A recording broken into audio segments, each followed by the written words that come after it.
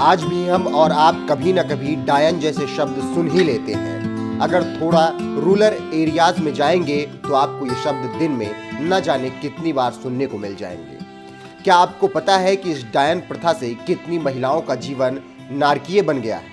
लेकिन आज जब बात डायन प्रथा की नहीं बल्कि बात उस हीन नजरियों पर चोट करने वाली महिला की होगी जिसे कभी पूरा गांव डायन कहता था और डायन डायन कहकर गांव से निकाल दिया गया था, लेकिन आज मोदी सरकार ने उसे पद्मश्री अवार्ड से नवाजा है। श्रीमती छुटनी महतो, समाज सेवा।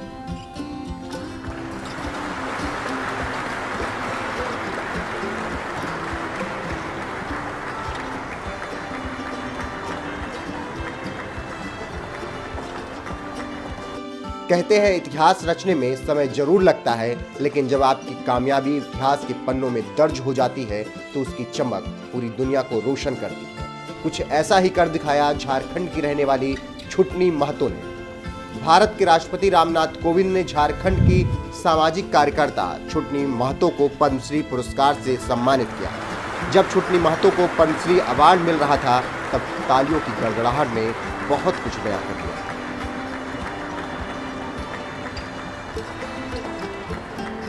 झारखंड के सरायकेला खरसावां जिले की रहने वाली छुटनी महतो के जीवन में एक ऐसा समय भी आया जब उन्हें डायन बताकर घर से निकाल दिया गया। छुटनी महतो के जीवन में ये वक्त इतना बुरा था कि उनके साथ कोई दूर दूर तक नजर नहीं आ रहा था। हर कोई उनको डायन समझने लगा था। जब जब छुटनी महतो के कान में डायन जैसे शब्द गूंजते थे तब तब उन्हें अथक पीड़ा होती थी। छुटनी को डायन के नाम पर भयानक प्रताड़नाएं सहनी पड़ी। 2 सितंबर 1995 ये वही तारीख और साल है जब छुटनी महतो को लोग गांव में डायन कहने लगे। छुटनी महतो के पड़ोस में रहने वाली बच्ची बीमार हो गई। लोग बच्ची का इलाज नहीं करा रहे थे। इलाज कराने की जगह छुटनी महतो पर शक करने लगे। छुटनी महतो पर टोना टोटका करने का आरोप लगा दिया। बात इतनी बढ़ गई कि गांव में पंचायत तक बुला ली गई। पंचायत में छुटनी महतो को डायन करार दिया गया। छुटनी के साथ बलात्कार तक करने की कोशिश की गई। छुटनी महतो की सुंदरता अभिशाप बन चुकी थी। अगले दिन फिर गांव में पंचायत हुई। छुटनी महतो को फिर दोषी करार दिया गया। न्याय मिलने की जगह 500 रुपए का जुर्माना लगा दिया गया। जैसे तैसे पैसे का जुगाड़ करके छुटनी महतो ने जुर्माना भरा, लेकिन इसके बाद भी चीजें ठीक नहीं हुई। इसके बाद गांव वालों ने ओझा गुनी को बुलाया। ओझा गुनी ने छुटनी को यूरिन तक पिलाने की कोशिश की। छुटनी महतो ने यूरिन नहीं पिया। फिर उन पर मैला फेंक दिया गया। 4 बच्चों के साथ उनको गांव से निकाल दिया गया। पेड़ के नीचे चारों बच्चों के साथ रात गुजारी। मायके पहुंची तो मोहल्ले वाले भी डायन के नाम से बुलाने लगे। लेकिन इस विकट परिस्थिति में भाइयों ने मदद की और पति के आने के बाद कुछ पैसे का जुगाड़ हो गया और फिर उन्होंने ठान लिया इस समाज से डायन प्रथा जैसी चीजें उखाड़ फेंकेंगी। फिर उन्होंने इस दिशा में काम करना शुरू किया।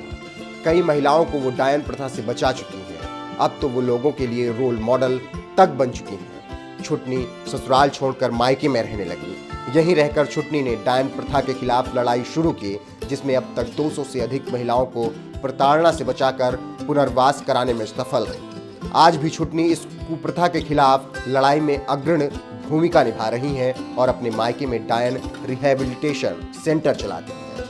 खैर, यहाँ कहना गलत नहीं होगा कि छुटनी महतो का ये हौसला जो कभी नहीं टूटा। छुटनी ने हिम्मत नहीं हारी और डायन विरोधी अभियान की कार्यकर्ता बन गई। उम्र की आधी पड़ाव पार कर चुकी हैं, लेकिन डायन प्रथा के खिलाफ आज भी इनकी जंग जारी है। आज पूरा हिंदुस्तान छुटनी महतो को सलाम करता है।